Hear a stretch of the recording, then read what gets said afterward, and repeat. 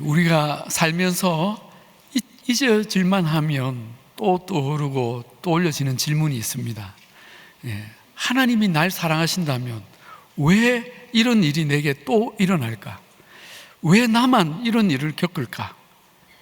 아무리 생각해봐도 내가 이런 일을 겪을 만큼 잘못한 일이 없고 나름대로 성실하게 살았고 하나님께도 최선을 다했는데 왜 이런 아픔과 억울한 일, 고통과 상처와 낙심되는 일을 겪는지, 또 언제 이것이 끝날 것인지 답답해할 때가 있습니다.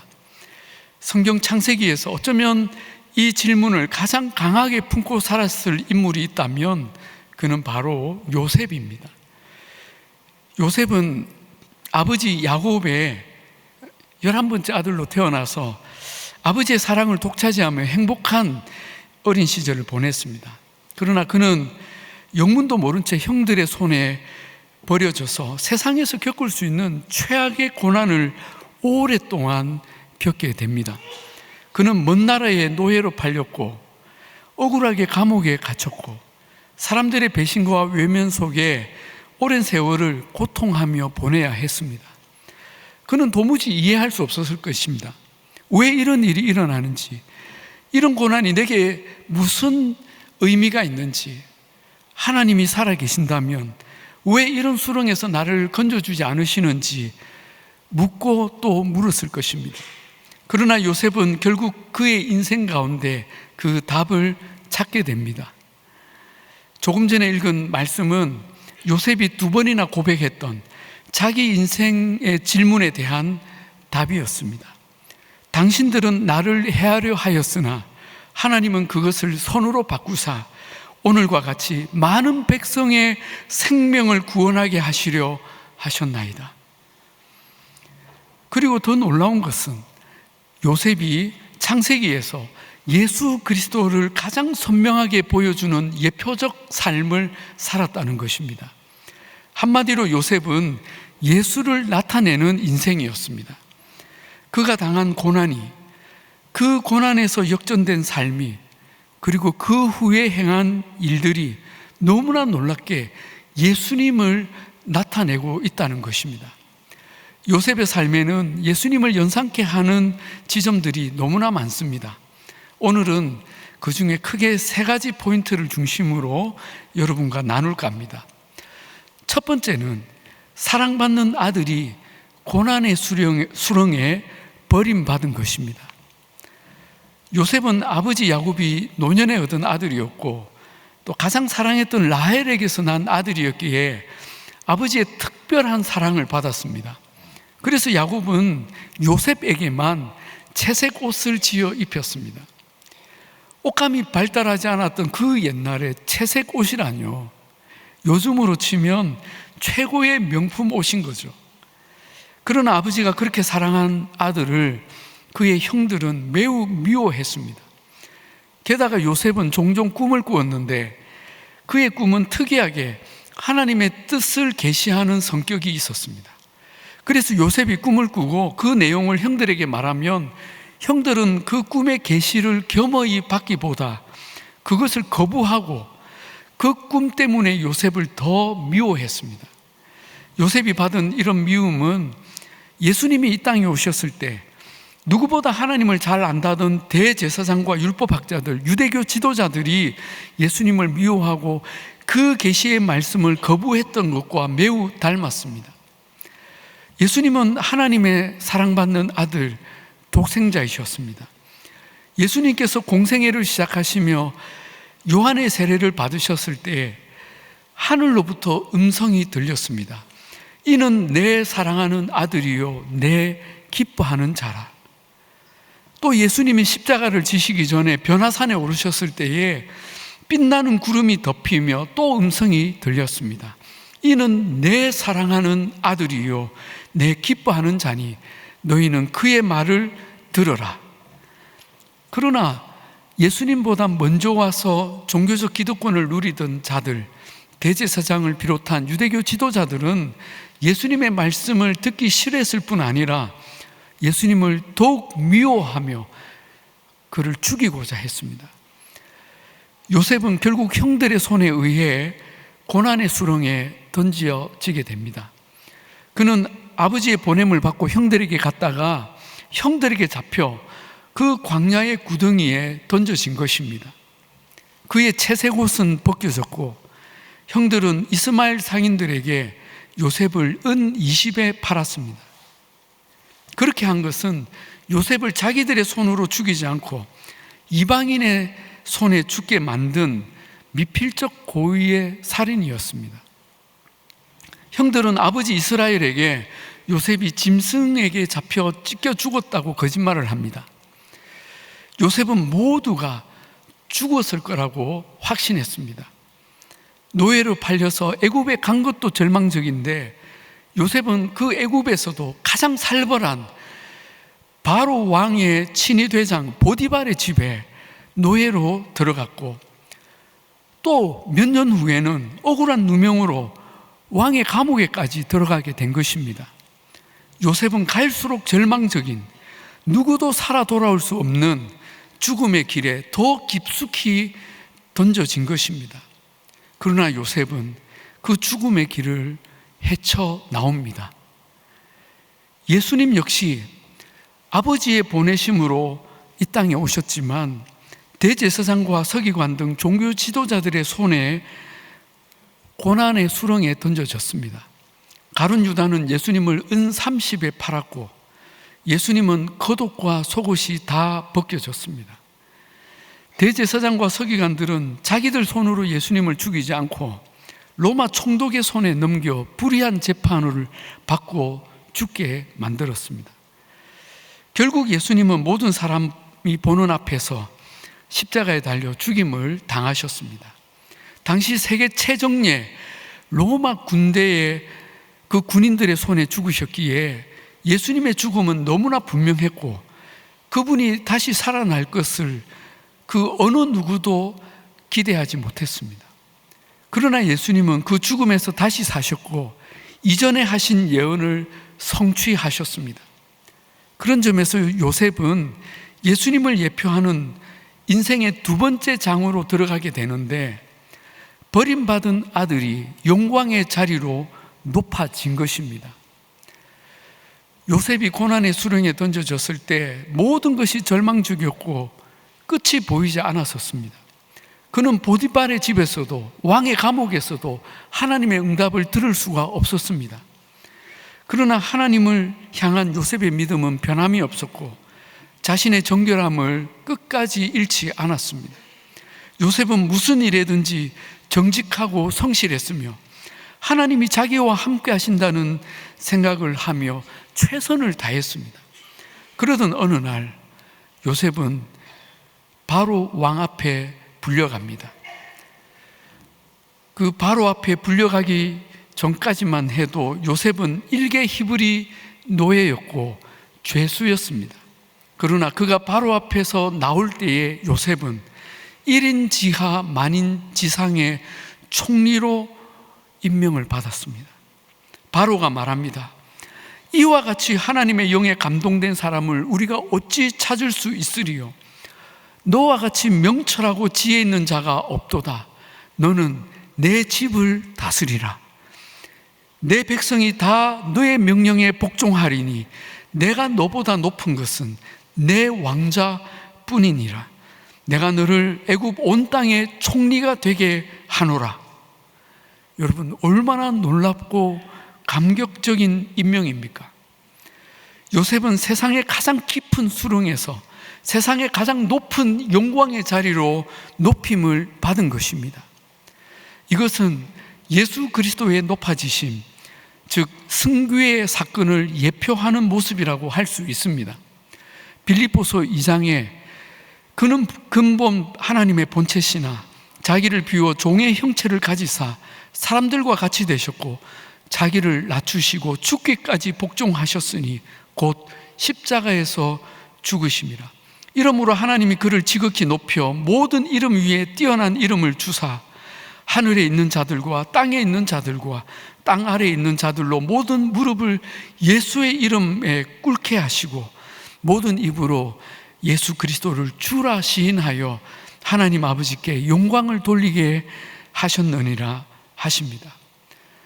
여러분, 예수님이 채찍에 맞으시고 십자가에 달려 돌아가실 때만 해도 사람들은 예수님이 실패했다고 생각했습니다. 제자들조차 하나님이 그를 버리셨고 아무것도 하지 않으셨다고 생각했습니다.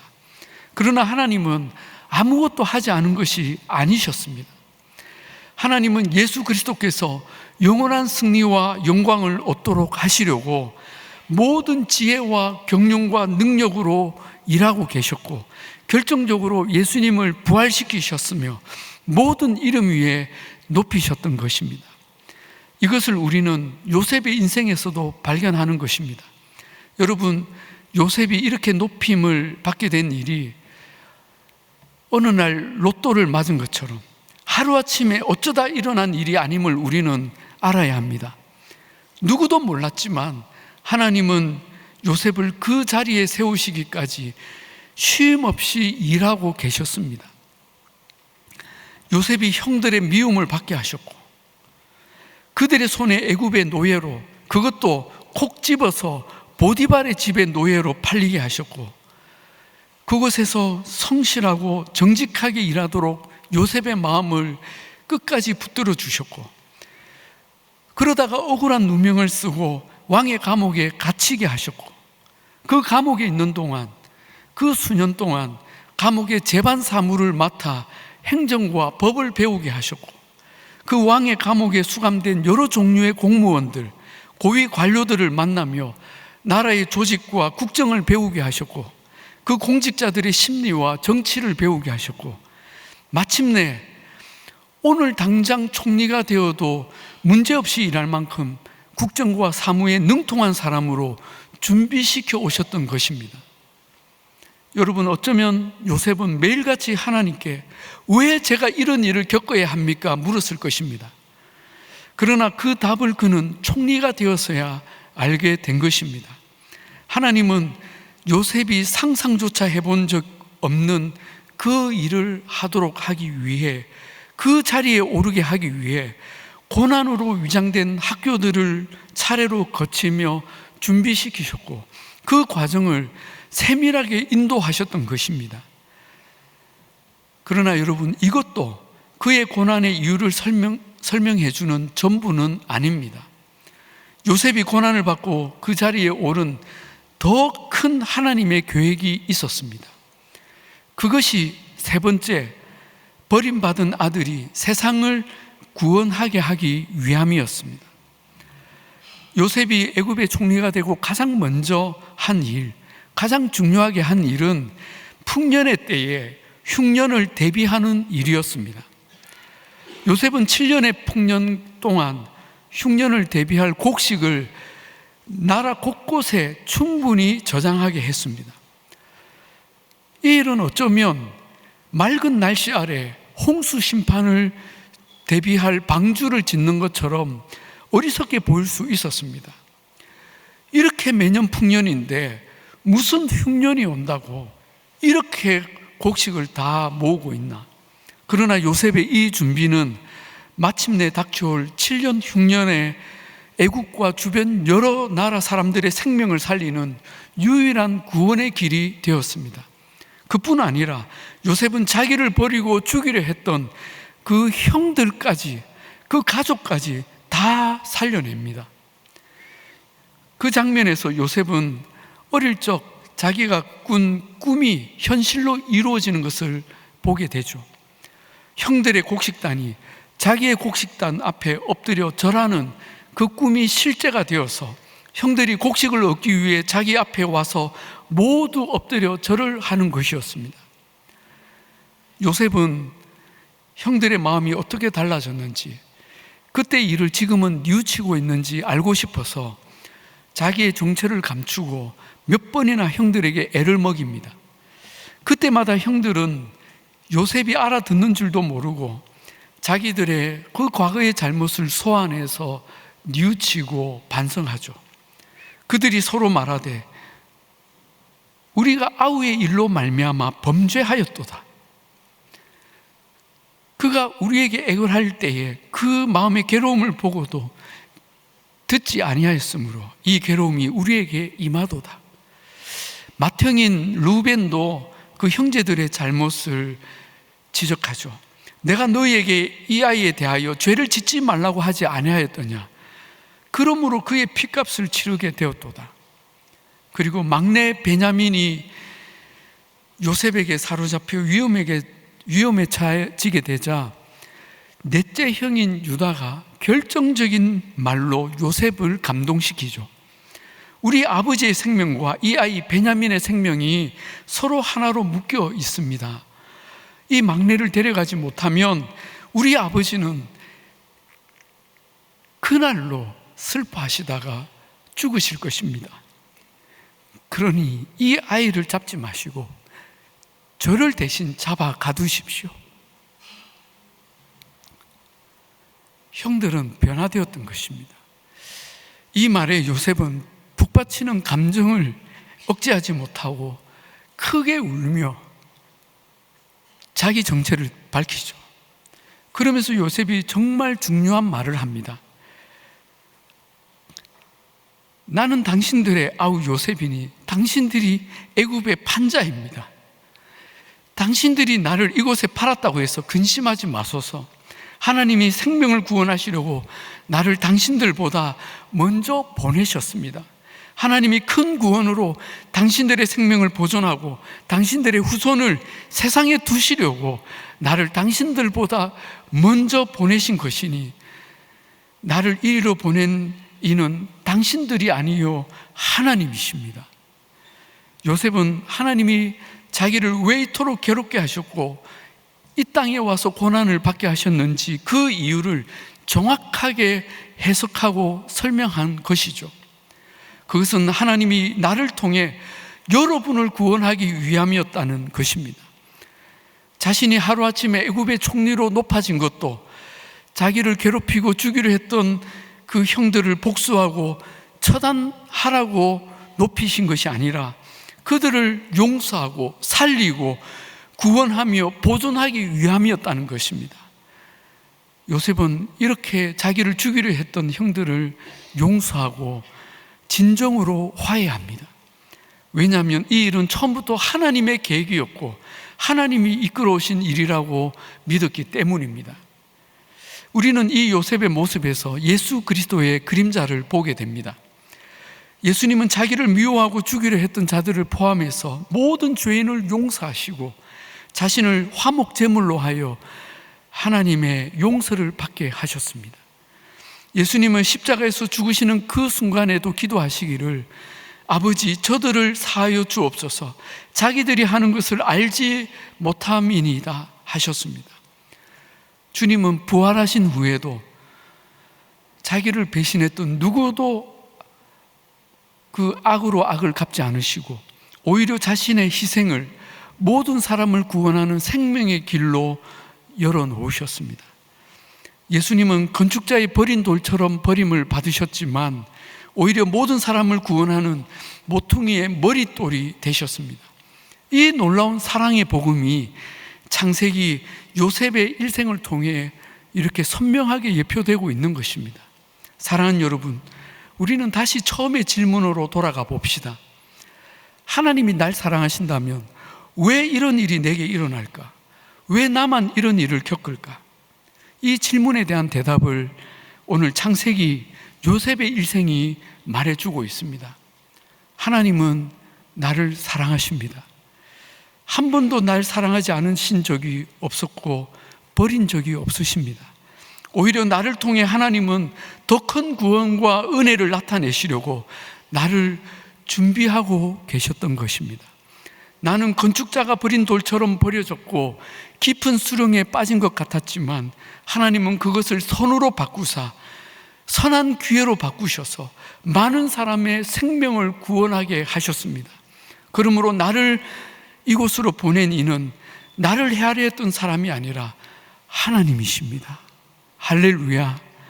사랑하는 여러분, 우리가 이 고백을 할 수 있다면 사람들은 요셉에게 보았듯이 우리에게서 예수 그리스도를 보게 될 것입니다.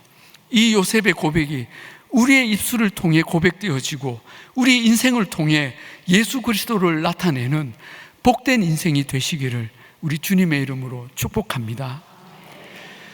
우리 이 시간에 우리 함께 찬양하시겠습니다. 오늘 말씀 생각하시면서 우리 함께 찬양하실 때 우리 다 같이 일어나셔서 우리 찬양, 왜 나만 겪는 고난이냐고 우리 함께 찬양하십시다.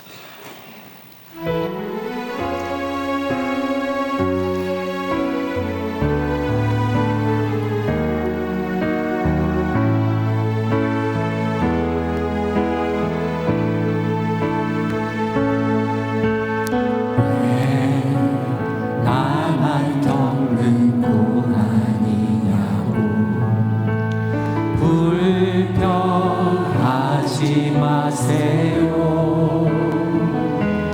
고난의 뒤편에 있는 주님이 주실 축복 미리 보면서 감사하세요. 너무 견디기 힘든 지금 이 순간에도 일하고 계시잖아요. 남들은 지쳐 앉아 있을지라도 당신만은 일어서세요. 힘을 내세요. 힘을 내세요. 힘을 내세요. 주님이 손잡고 계시잖아요. 주님이 나와 함께함을 믿는다면 어떤 역경도 이길 수 있잖아요. 왜 이런 슬픔을 왜 이런 슬픔 찾아왔는지 원망하지 마세요. 당신 잃은 것보다 주님께 받은 은혜 더욱 많음에 감사하세요. 아멘. 너무 견디기 힘든 지금 이 순간에도 주님이 일하고 계시잖아요. 남들은 지쳐 앉아 있을지라도 당신만은 일어서세요. 우리 다 같이 힘을 내세요. 힘을 내세요. 힘을 내세요. 주님이 손잡고 계시잖아요. 아멘. 주님이 나와 함께함을 믿는다면 어떤 고난도 견딜 수 있잖아요. 우리 한 번 더 힘을 내세요. 힘을 내세요. 힘을 내세요. 주님이 손잡고 계시잖아요. 주님이 나와 함께함을 믿는다면 어떤 고난도 견딜 수 있잖아요.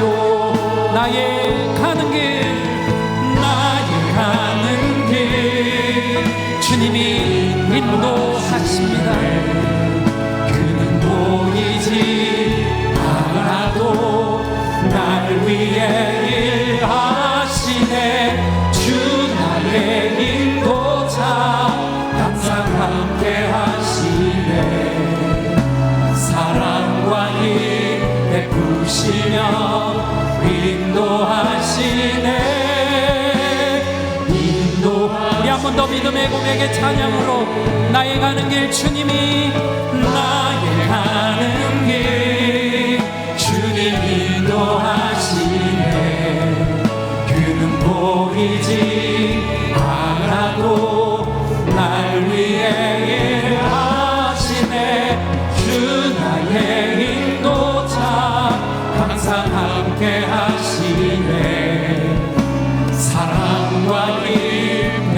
베푸시며 인도하시네